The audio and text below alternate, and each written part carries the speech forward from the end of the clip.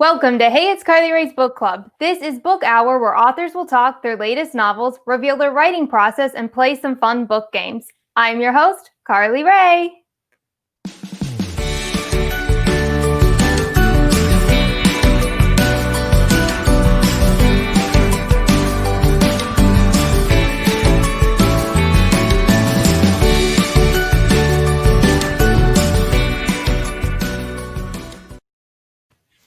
Today, we have best-selling author Geraint Jones. We're going to be talking about his latest novel, Lost in the Fire, how he crafts his mysteries and thrillers, and discover how Geraint went from being deployed 3 times in Iraq and Afghanistan to becoming a best-selling author.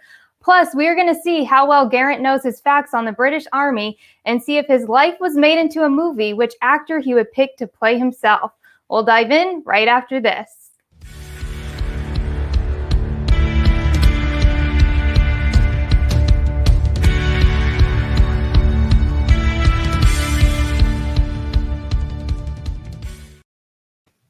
Hello, Geraint. Tell us where you're joining us from. Hey, how are you doing? I am joining you from a very rainy Wales. You are most known for your thrillers, even having co-written 3 novels with the legendary James Patterson. Your newest novel, Lost in the Fire, you wrote solo. Here is a close-up of the cover. Tell us about it and what those who haven't read it can expect. Well, one of the things I always think about with writing is what can you do based on your life experiences that no one else can do? And during my wilder years, I spent a lot of time in the dance music industry in Las Vegas, backstage behind shows and all those kind of things. So I thought, why not murder someone there and then write a book about it? The protagonist is Josh Kelly in Lost in the Fire. Tell us about him and how you came up with the storyline of Lost in the Fire. Was it based on real-life events? Well, the murder bit wasn't, but like a lot of the characters involved are based on people I know. And Josh Kelly in particular, he's based off one of my friends, Paul de Gelder, who was attacked by a shark, and now he's a Discovery Shark Week presenter. He's kind of like that positive, really kind of like, he's a badass, but he's such a softie as well. So like he was kind of like the inspiration for Josh Kelly. Now, what some people might not know is you self-published Lost in the Fire. What was that process like for you? Did you design the cover, pick your own editor, and learn how to market the book? Yeah, well, I've always believed, to be honest, I've done quite a few books I've done Penguin, Random House, and Pam Macmillan beforehand. And honestly, you market your own book anyway. Like, as they give you help, don't get me wrong, but you're the one that's got to go out and really kind of like, if you want, I believe if you're a part of anything, you shouldn't let somebody else carry the can for you. You know, you should, if you're an author of a book, then you should be getting out there and doing your marketing. So it wasn't really that different in that respect. Picking the cover was cool. I've actually got the same guy that does Lee Child's covers. He's done another one for me too. So this is the second book I self-published. I had a series of, well, I still have a series of Roman historical fiction. Yeah. It was first published by Penguin. And then I just decided to carry it on myself because I can be a bit of a control freak. And I just figured, why not try other things? I write a few books a year, so why not do some traditional and some self-published? And I had the same copy editors that I have when I'm publishing traditionally, because most of them are freelancers anyway. So instead of like the publisher paying them, I'm paying them, but it's basically the same band. Yeah. Now, one thing I thought of when I read Lost in the Fire is it reminded me of a James Patterson styled novel. The chapters were short and the action was condensed but gripping, with the mystery that kept me guessing until the end. Is that always your style when you craft thriller novels? Well, what people don't know is I got James Patterson to ghostwrite this one for me. I just, you know what, when I worked with James, I write TV as well, and I like this kind of the short scene. I think is really important, and I like TV to read like books in a way, and books to read like TV. So short, punchy scenes, ending on cliffhangers, cutting out like a lot of the glut from it that isn't really necessary a lot of the time. I feel like a lot of times if I'm reading a book and there's a lot of fluff in there, I get distracted. And you know, it's right now you're on YouTube and all these platforms, everybody's competing for attention. I don't think that there's the space for fluff, especially in a thriller when you want to be keeping like people's adrenaline going. Yeah. One thing I'm curious about is what it was like co-writing alongside James Patterson. Do you prefer collaborating or writing standalone novels like Lost in the Fire? Well, everything is a collaboration. That's the thing. See, like, I don't like this thing when people think that they're doing all the work. It's like, put your ego in check. And admit, like at the end of the day, from the person that's editing to the person that delivers your book to somebody's house, it's a team effort. I'm from the army. I'm from the infantry. I like working as a team. But I will say this: it was an honor to be able to work with Jim. I hope to be able to do some more together. But I don't think I realized at the time just like how special it was to be able to work with him, because you're kind of caught up in it now. Now it's a few years. I look back on that thing. Well, that was pretty awesome. Yeah. Now, how did that work? Like, did you like sign up, or did you try out to write with him, or were you just like tapped like, hey, come write this with James Patterson? So my agent, she got me in the mix. And then I always think, like, I like to back myself. If I get in the mix for something, I like to think I'm going to come out on top. So it was actually the first books that I ever got published as well. It was just, she was managed to say like, hey, this guy can write. And then once I was given a chance, I like kind of over delivered on everything. Yeah, it was cool. Like, James had some notes for me. We went back and forth, and it was just really cool process. It was not something I ever thought I was going to do. So that kind of made it all the more special, because it was just an opportunity that came up, and I got to really kind of thank him for helping me, because that was what paid for me to be able to become a professional, like, full-time writer. So I owe him a lot of thanks for that. Yeah. You heard Geraint talk about his latest novel, Lost in the Fire. When we return, we're going to find out how this veteran branched out into the world of writing. Hey there, I'm Wes, and I'm a recovering drug addict and alcoholic. Looking back, I don't think I was that different from most who experiment with drugs and alcohol. The only difference is, I never stopped. What began with a few pills here and there led me to depending upon roughly 35 Vicodin a day. My addiction rocked me to the point where I ended up living in an old warehouse. I didn't want to live anymore, but at the same time, I really didn't want to die. They say it's darkest before the dawn, and that held true in my case. In a moment of clarity, courtesy of the man upstairs, I got on the road to recovery. It was time to use this gift to help others, and Clean Cause was born. Homegrown in Austin, Texas, and armed with purpose, the Clean team has created a beverage company whereby 50% of the profits go to support individuals in recovery from alcohol and drug addiction. We're ready to rock and roll, but we're only a few. We need you. Buy any of our products and you'll be energizing recovery from alcohol and drug addiction. Shop now at cleancause.com. Welcome back to Book Hour. I'm your host, Carly Rae, here with best-selling author Geraint Jones. Now, Geraint, I learned from your Penguin Random House biography that you were deployed on 3 tours of duty to Iraq and Afghanistan. For your actions in Iraq, you earned the General Officers Commanding's Award for gallantry. Then after Afghanistan, you were selected for the Reconnaissance Platoon. Was writing something you did while you were deployed? How did you get involved in writing? It's not something I really did. I mean, I kept a journal. So when I was in Iraq, I didn't really keep a journal. And I realized, like, even a year afterwards, that I was already starting to forget, some like really important things. So when I was in Afghanistan, I kept a journal, but I never wrote any fiction or any of that kind of thing. It was only after I left the army and I started working on ships, protecting them from pirates, that I finally got the chance to sit down and writing. So I was on a small little tugboat off the coast of Sudan when I managed to get a tiny little bit of internet. And that's where I first submitted my manuscript from. And that's when I first heard back from an agent that they wanted to take me on board. So it was while I was doing like the private military contractor work, really. Now, was writing always like in the back of your head of something you wanted to do? For sure. I think I always wanted to be a soldier first and foremost. I always wanted to go to war. But I think I always wanted to then reflect on that experience and tell other people's experiences. So I think the two go hand in hand, but soldier was more important to me. But now, I feel like writing is something that's just in my blood too. Yeah. Now, in your interview with Coffee or Die, you talked about how your struggles are reflected within storylines you choose to write about in your novel, such as PTSD.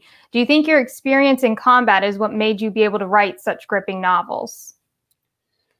I think it helps. I mean, I've experienced the highs and the lows, really, rather than, I think, a lot of people writing about war. They're writing about it third hand. You're rehashing someone else's experiences. Well, I've had those myself, but also almost all my friends have too. So it's just something that we're constantly talking about. I've got friends right now. Some of my best friends right now are in Syria and deployed around the world, Yeah. So I live in that bubble of the kind of like the warrior culture and war. So yeah, without doubt, it's helped. Yeah. Yeah. Would you ever branch out into another genre? Or are you only gonna see you writing like thrillers and things like that? Well, I write TV comedy. That's kind of like my favorite. Like, to be honest, is actually what I enjoy writing most. I enjoy TV comedy. So I also want to write at some point, like Lost in the Fire. Like a lot of the characters in there are based on. Well, put it this way: I spent a lot of time in Hollywood and LA, and Hollywood and Vegas, and there's a lot of stories that I think could do with seeing the light of day one day. Maybe like a bit of a kind of like a I Hope They Serve Beer in Hell meets like a kind of like a Bill Bryson travel book. I've been arrested in Uzbekistan, for instance, and I have a few little stories like that, which I think might make kind of like comedic reading at some point. So there's that. And the next book that I've just finished up, which is one that I'm hoping to traditionally publish, it's like a dystopian future novel. So I don't want to pigeonhole myself. I like to take the Stephen Pressfield route of just doing whatever the hell I want to do. Yeah. Now walk us through the process of writing one of your novels. Do you know what's going to happen at the very beginning, or do you let the story take hold of your writing? I outline. I think outline is really important. I try to write three or four books a year, and I take 3 months off a year, and then I write TV on top of that. So outlining is important to me. I think that if you're in a position, I always say, like, if you're a Bernard Cornwell or a Lee Child, because they always say, oh, just let the story take you. Well, yeah, but you're also getting a 7-figure advance, and you only have to do 1 book a year, and it doesn't matter if you mess up and have to go back. But for somebody, especially somebody that's holding down another job, you haven't got the luxury of just seeing where it takes you. And the thing is, if you when I outline as well, my outlines are like 8,000 to 10,000 words. So you are letting the journey take you there, and then everything else really is like, I believe like the outline is the skeleton, and then you come back, you can see what you've got. And you might change your mind on something as you're going through, which I have done in my latest one. But because you've got a solid outline there, that actually helps you change as you're going through rather than hinder you. Now, how long does it take you to like write your outline and then write the book? It depends, honestly. It really depends. I some books I write in a month, about an outline, say a week, because I don't have kids, I don't have a girlfriend, I'm not married. So when I get an idea, I'm all in on the idea. I write really quickly, and then I edit it. But I do believe as well that like I'm not really a person who, I know what I put out is good, and I know what I edit it. Could I go over and make it 10% better over the course of a year re-editing? Yeah, but most people aren't going to notice that 10%. A lot of when you like rehash, only you are noticing those differences. Nobody else is. Once you've got the story, once you've got the characters, that little tiny bit of dialogue isn't going to make any difference. So get it done, move on to the next project. Now, something new you have launched is a podcast called Veteran State of Mind, where you do Q&A with veterans, talk with fellow authors that have been involved in the military, along with discuss surprises faced in civilian life. What's it like balancing writing with podcasting? Oh, it's important for me to be able to get out and talk to people, because otherwise, especially with lockdown, honestly, the podcast has been a lifeline for me. Yeah. I've had really bad mental health in the past as a result of my service. And it can be very easy for me to, like a lot of authors, I'd be quite happy just sitting in the house on my own with the cats and just write. So it's great because every week there's 2 hours there where I have to get off my backside and go and talk to somebody. And it's, it's been really cool too. Like, it was a bit of a selfish reason for getting into it, but then it turns out that I get some really nice messages from people, like especially veterans, that it's helped. I didn't realize how much it was going to help young guys too, like especially guys. We do have like female listeners, but it is mostly guys. And like young guys that kind of like, they might not have father figures or dads around, they kind of come to it for advice. Yeah. So there's a lot of stuff that goes on in the DMs, so to speak, off the back of it, and that's been great. And also it's really cool to be able to give like other veterans a platform to promote their programs, promote their books, promote their ideas, and that kind of thing. So overall, I love it. I don't find it hard balancing things, to be honest. Like I said, I live on my own, so I'm living the single life. It's 24 hours in a day. You can get a lot of stuff done. You heard Geraint talk about how he got involved in writing. Stay tuned, because when we return, it is game time. Coffee. The liquid that helps us start our day or keeps us going at 2 p.m. when our keyboard pillow nap comes calling. You're good.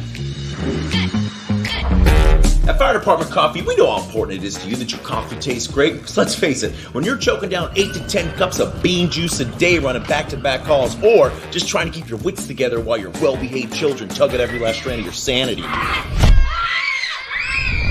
we want to make sure that every last drop in your mug is the best coffee you've ever tasted. Who are you talking to? That's why at Fire Department Coffee, every stage of your order is watched after by carefully trained professional eyes, like our head roaster, retired fire captain Dave Dave! From our R&D department that's always striving to make sure that your next cup of Fire Department coffee is the perfect balance of wonderful taste and the caffeinated motivation that you need to get through your day. There has got to be a better way of testing this. Probably.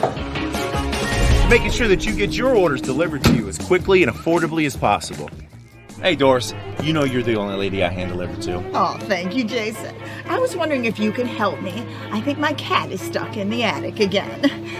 Are you sure he's up here, Doris? It's really hot. I can't see anything. Oh, I'm sure he's still up there. Why don't you take off your shirt? You wouldn't want to overheat. I'm not falling again for that, Doris. And at the end of the day, we're just thankful that we get to follow our passion of making high-quality coffee for thousands of hardworking people all across the world. So thank you for your support, and we look forward to making each and every one of your days better, one cup of coffee at a time. Cut. Woo! Good job, guys. Very, very nice. Smooth. A lady named Doris just ordered a couple bags of coffee and asked for it to be delivered by her steamy ginger firefighter. Oh, that lady is relentless.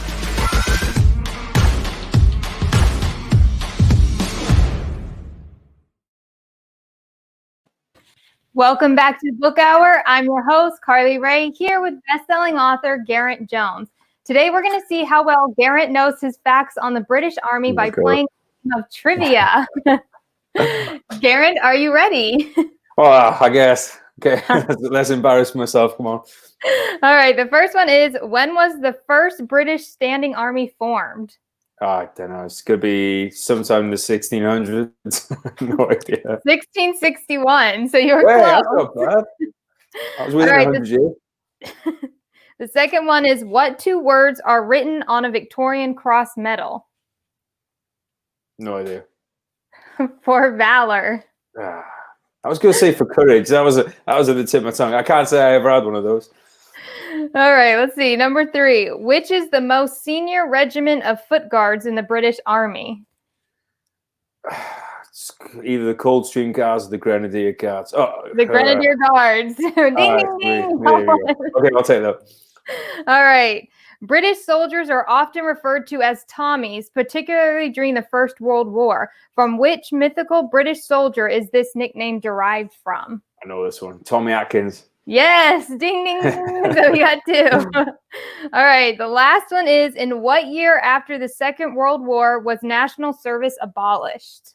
Oh, come on, this is before I was born. Sometime in the early 70s or late 60s. I'm not sure. 1960. Oh, there we go. Okay, I was about 10 years out. All right, well, I've made a fool of myself.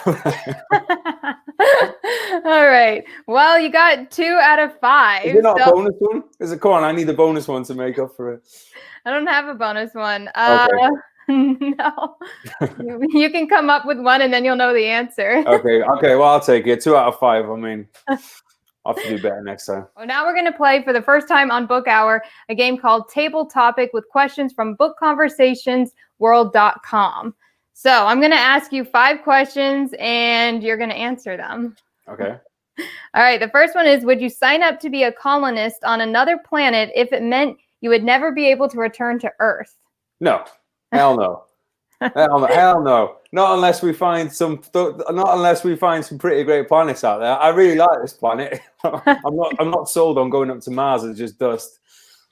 All right. If your life was made into a movie, which actor would you pick to play yourself? Well, which one would I pick? Probably someone like Chris Pratt. Now, would it be an accurate representation? No, but then I like to flatter myself. Okay. What sound would you miss the most if you went deaf? Oh, well, it's not a sound, but the electronic dance music. If I couldn't hear dance music, I would be pretty upset. Ironically, that's probably what will deafen me. So Yeah, yeah. When would you be born if you chose to be born in another time? this is going to sound really weird, but I would have liked to have been in the Vietnam War. So something that got me to be a young guy in like the 60s. I know it sounds weird, but like I'm a soldier, and it would have been somewhere I wanted to go. If you were a fashion icon and whatever you wore would become a fashion trend, what fashion trend would you start? Right, this one. Buffy the Vampire Slayer t-shirts. There we go. Well, that concludes Game Time. Geraint, I want to thank you for being on Book Hour and joining us today. Before you go, tell viewers if you are writing another novel, when will it be out, or what you have that's coming up next? Oh, always writing. What am I working on right now? I'm actually ghosting for someone right now, so I can't talk about that one.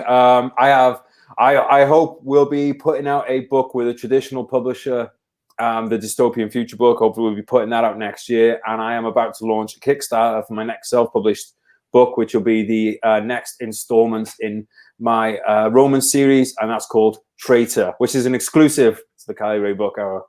Now, if viewers want to follow you on social media, where can they find you?